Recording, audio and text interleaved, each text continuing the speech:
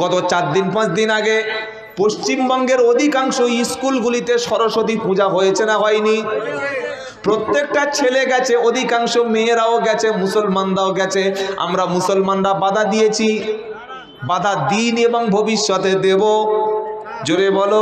আমরা গন্ডগোল চাইনি, অশান্তি চাইনি। স্কুলে যদি বোরকা পরা নিষেধ হয় তাহলে এটা তুমি কি করে বললে যে এটা চলবে বলো? আমরা সংবিধান মেনে মাদ্রাসাও চালাই।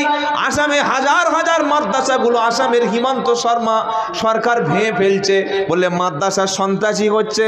বলছে না, বলে না? জোরে বলো। স্কুলের হেডমাস্টার যদি রেপ করতে গিয়ে ধরা পড়ে, স্কুল ভেঙে দিতে হবে। দিতে হবে? এটা কোন যুক্তি রে ভাই? স্কুলের একটা মাস্টার যদি ম্যাডামকে চুমু খায়, বাথরুমে গিয়ে ধর্ষণ করে, তাহলে পুরো স্কুলটা দোষ, তাই তো? দোষ নয়? মসজিদের ইমাম যদি কোনো মেয়ের সঙ্গে খারাপ কাজ করতে গিয়ে ধরা পড়ে, তাহলে মসজিদ ভেঙে দিতে হবে। নাউজুবিল্লাহ। ভাঙতে হবে তো? মন্দিরের পুরোহিত যদি কোনো নোংরামি করে, তাহলে মন্দিরও কি ভাঙতে হবে? জোরে বলো। না, কখনো না। তাহলে মাদ্রাসায় যদি ধরেই নেই সন্ত্রাস একজন যদি পাওয়া যায়, তাহলে এই সন্ত্রাসকে নির্মূল করতে গিয়ে আগে জেসিবি দিয়ে, বুলডোজার দিয়ে মাদ্রাসা ভাঙতে হবে। জোরে বলো। তাহলে ভাঙছে যারা, তারা কি উদ্দেশ্য ভাঙছে বুঝতে হবে যুবকদের। এটা তুমি কেন বুঝতে পারছো না? মাদ্রাসা ভেঙে দেওয়ার একটাই কারণ, ইসলামকে আমরা মাথা তুলে দাঁড়াতে দেব না।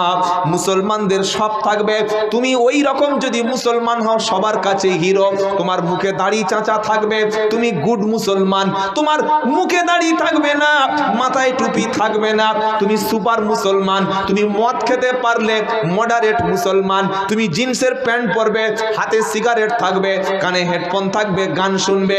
তুমি শাহরুখ খানের মতো চুল কাটবে, বচ্চনের মতো দাড়ি ছাঁটবে, তাহলে তুমি খাঁটি মুসলমান। তোমার বিবিটা একটা নেংটি পোশাক পরে রাস্তা থেকে যাবে, পাড়ার সবাই বলবে দারুণ মাল যাচ্ছে, ওরা ওই রকম মুসলমান চায়। তোমার বাড়িতে গান বাজনা হবে, ওই রকম মুসলমান তারা চায়। তোমার বাড়িতে মদের পার্টি হবে, তারা ওই রকম মুসলমান চায়। তোমার মেয়ে কোরআন শিখবে, ইসলাম শিখবে, দিন শিখবে। তোমার মাদ্রাসায় কোরআনের মাদ্রাসা থাকবে, বছর বছর হাফেজ হবে। এই মুসলমান, এই রকম খাঁটি মুসলমান দেখে তারা কখনো জীবনে তৃপ্তি। জোরে বলো। বললে এটা আপনি কোত্থেকে পেলেন? ওলামারা বসে আছে, বা জিজ্ঞাসা করো।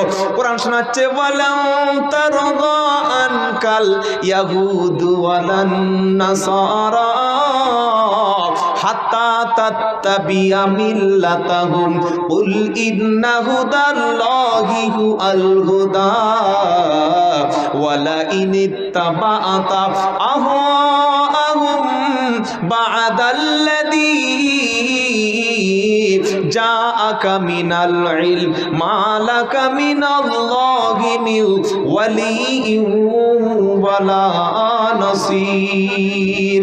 1 নম্বর পারা 18 নম্বর পৃষ্ঠায় 1 নম্বর লাইনের 20 নম্বর আয়াত, সূরা নাম বাকারা 120 নম্বর আয়াত। আল্লাহর কথাটা কি স্পষ্ট? আল্লাহ বলছে, ওয়ালান তারদাহ, কখনো তুমি ইহুদি এবং খ্রিস্টানদেরকে তোমাদের উপরে রাজি খুশি আছে এটা তুমি দেখতে পাবে না। শুনতে পাচ্ছেন না? পারেন না?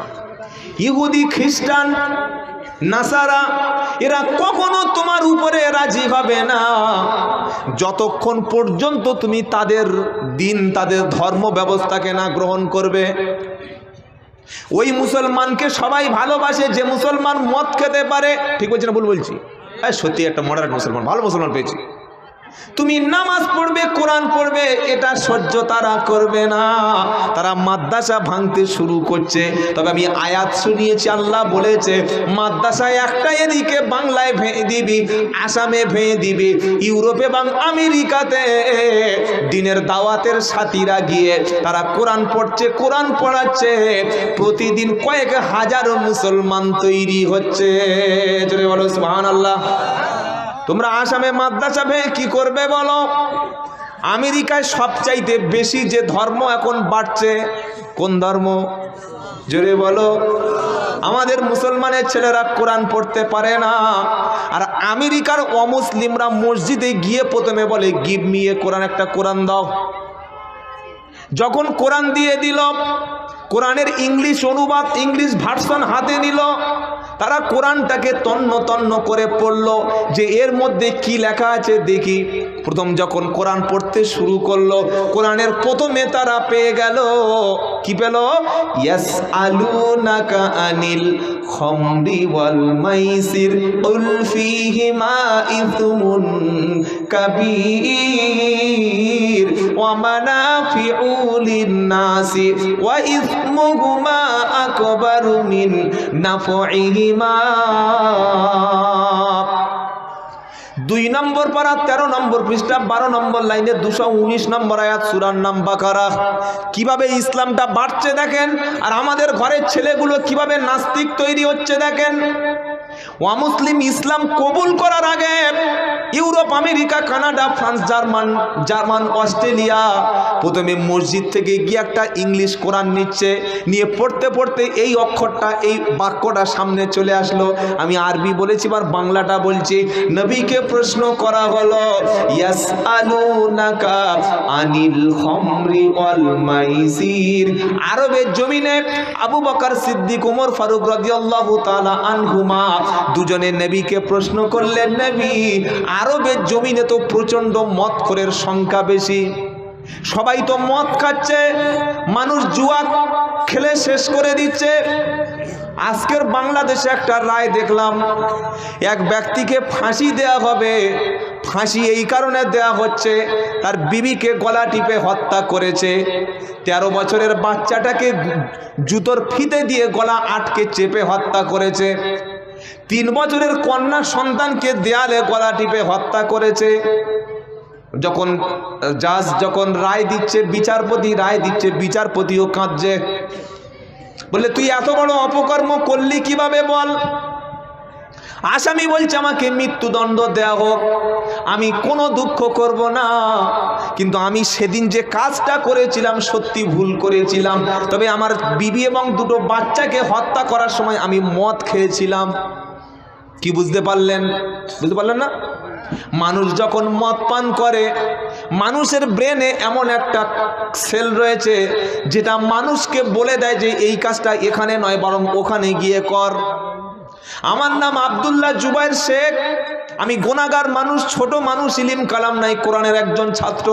এই হযরতটা আমাকে বললেন প্রধান বক্তা, তো আমি বক্তব্য করে আমার যদি খুব জোরে পেচ্ছাপ লাগে, কোথায় গিয়ে পেচ্ছাপ করব? সবাই জোরে বলো। এখানে বক্তব্য শেষে যদি পেচ্ছাপ করে দিই, পিঠের চামড়া থাকবে? জোরে বলো, থাকবে?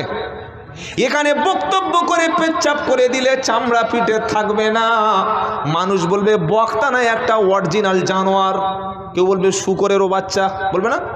বলবে না? বলবে না?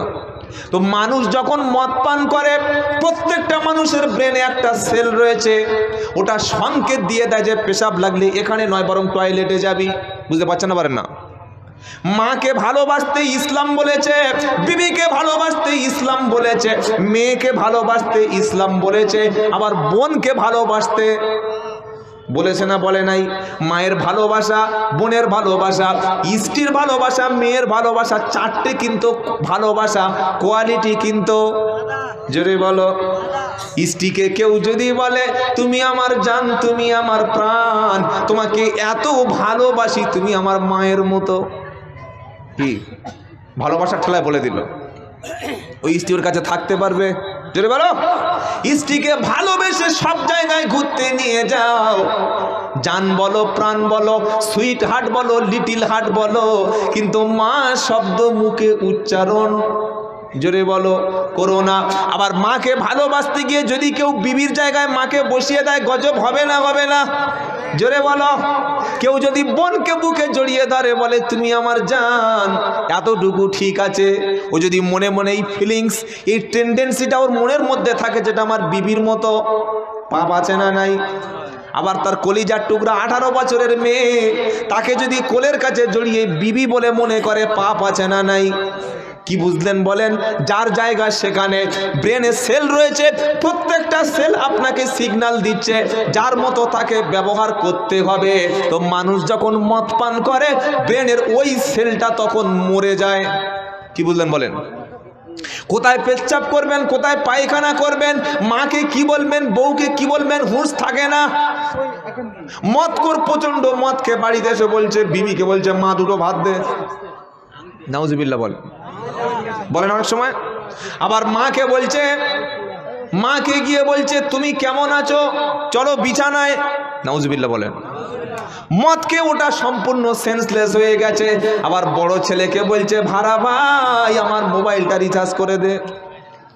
বড় ছেলে ভাড়া ভাই, এই যে তো মদ খেয়ে সেন্সলেস হয়ে যাচ্ছে।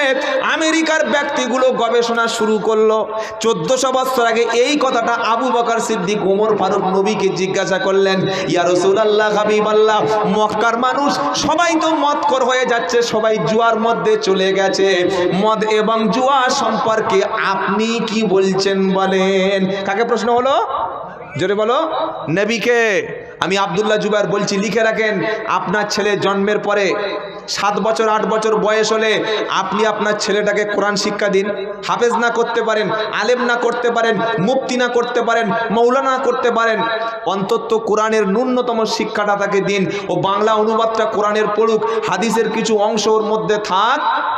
মদ খাবে তো? জোরে বলো। এবার আমেরিকার ছেলেটা গেল, কোরআন নিল, নিয়ে ওখানে প্রশ্ন হচ্ছে নবীকে, ইয়াসআলুনাকা আনিল খামরি ওয়াল মাইসির। নবী আপনাকে দুটো বিষয় প্রশ্ন করছে, মদ এবং জুয়া। মদ এবং মুসলমান কখনো মাতাল থাকতে পারে না।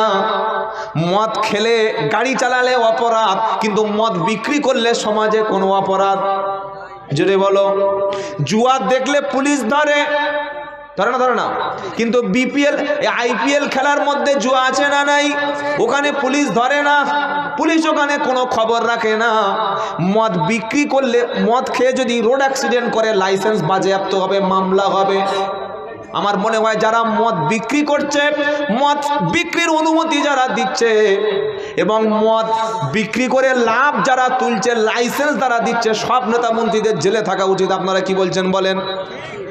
মুসলমান মদ থেকে শুধু ধ্বংস হয় না, হিন্দু খ্রিস্টান নারীরা বেশি মদের দ্বারাই নির্যাতিত হয়।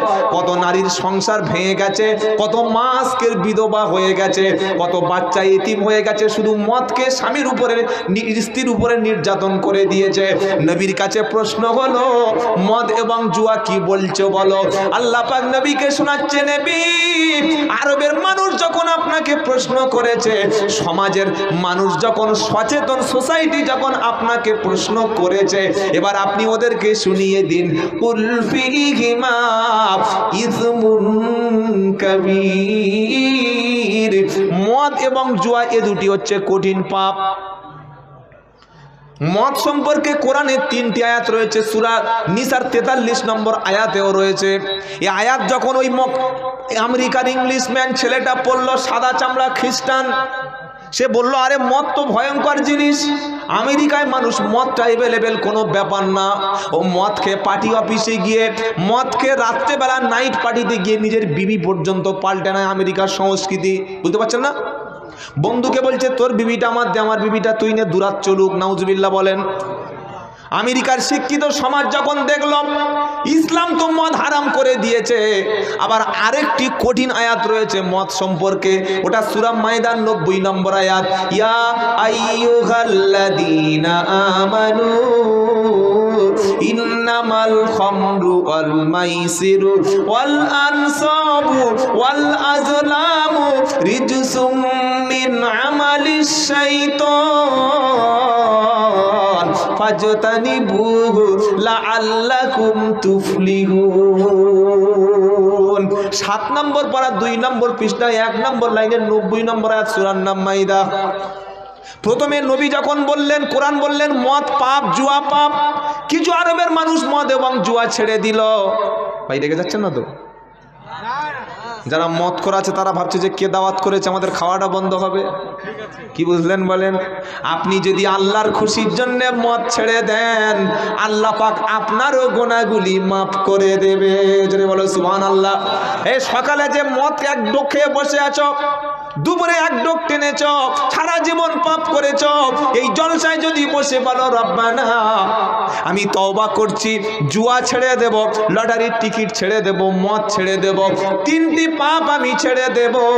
কোরআন বলছে এই তওবা যারা করবে জীবনে মদের বোতল ধরবে না, জুয়ার আড্ডায় কখনো যাবে না, লটারির টিকিট জীবনে হাত দেবে না। এ অপরাধ করে তওবা যদি করে ওর জীবনের সমস্ত গুনাহগুলি মাফ হবে। আর যে গুনাহ করেছিল মদ খেয়ে, জুয়া খেলে, লটারির টিকিট বিক্রি করে কিনে, এই এতগুলি গুনাহগুলি আমি আল্লাহ নেকি দিয়ে বদল করে দেব।